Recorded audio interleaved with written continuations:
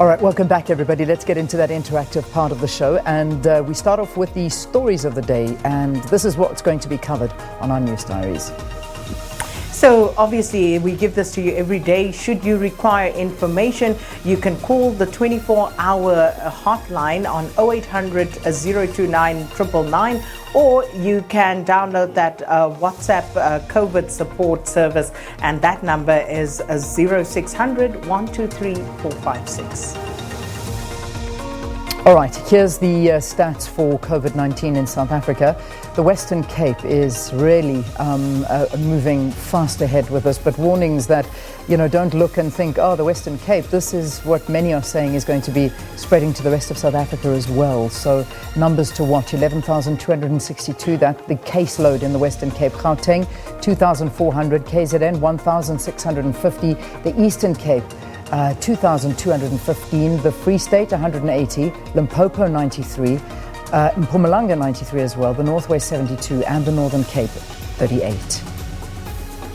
And then just looking at the overall picture, the number of tests conducted, 505,861. The number of confirmed cases now standing at 18,003.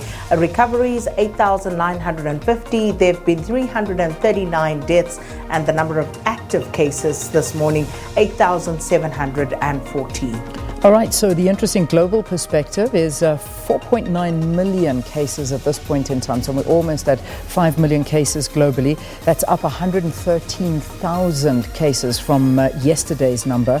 And the deaths are now sitting at 327,000. That's up 4,322, just to keep you in perspective as to what it's looking like around the world. Right, moving from there, let's go on to our trending topics now. First up, hashtag Bianca has fallen. Now, we spoke about this yesterday morning, Leanne. Miss South Africa hopeful Bianca Skumbi, and Twitter going out, midnight Twitter brigade, and digging up some tweets from 6-7 years ago where Bianca was not tweeting very flatteringly, and too liberal her use of the N word and the B word, and Twitter putting that up and advocating, basically just saying that, we can't have someone who is tweeting this type of thing as the Miss South Africa. And Bianca seems to have withdrawn from this race now. So hashtag Bianca has fallen. Sure. And then moving on to the next one, it is in a similar vein. Hashtag Oneida Cooper must fall. So after they dealt with Bianca, Twitter then went to look at another Miss South Africa hopeful, Oneida Cooper. And they came up with some dodgy tweets from Oneida as well, Leah. Oh my gosh. I mean, it's just, it's like people were joking. It's like Twitter has turned the archaeologists of the past. So they're digging up all the bones and they reading people's past. But you know what? There's a lesson to learn in here. There are so many lessons to learn in this.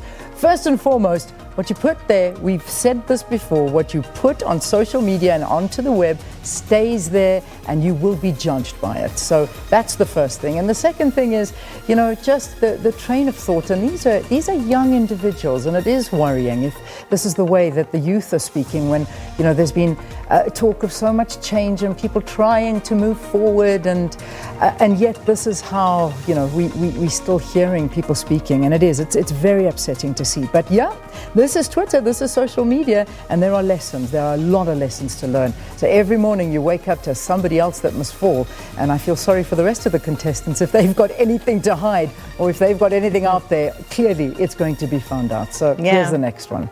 Absolutely, you might as well withdraw before they get just to withdraw. It's easier because tomorrow morning someone else might be falling. And of course, the final one, hashtag Kanye Mbao. Now, Kanye posted this picture yesterday. Sure. And Twitter had a field day commenting on the look. Yeah. The person that Kanye Mbao is now. Wow. And as you can see, I think it's far skin cry bleaching. from what she looked like. And people were talking about just, how Kanye looks and giving their opinions, likening it to Michael Jackson and all sorts of weird, wonderful, funny things. And, yeah, there were those who, also supported Kanye and showed their love for her. Well, I mean, it would be interesting if we actually put the before and after picture, because I think it would just give a bigger and a better perspective as to, what she did look like. And this is what really was doing the rounds, was that before and after, and the very much so different looking Kanye Mbao, and that lightened, whitened skin, and very, you can just see that there's been a lot of work there, a lot of facial surgery, a lot of everything, and people are, questioning it. Like you say, some love it, some don't like it, and once again, Twitter having a full go with this one. And that's the majority were not having it. They were not having it. But I tell you what, the Twitter CSI brigade leave no stone unturned. The last time she posted a picture, they picked up that her elbow was still black. Oh, really? And they pointed that out.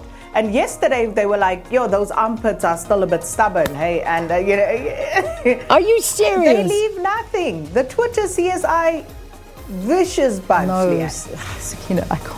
It scares me. Twitter scares me. Anyway, I'm scared to wake up every morning. I think I've said it before. You open one eye and you think, please, not me today. Okay, no, it's not. It's horrible. It's a terrible thing. Anyway, there we go. That's the end of the social media segment here on the program. At least it wasn't our usual coronavirus. There's a whole bunch of other things that are happening right now. And I think it's time for sports news, right? No, it's a break. Sorry, my earpiece has fallen out. It's a break. We're going to take a break. We'll have headlines and sports news after that. Stay tuned.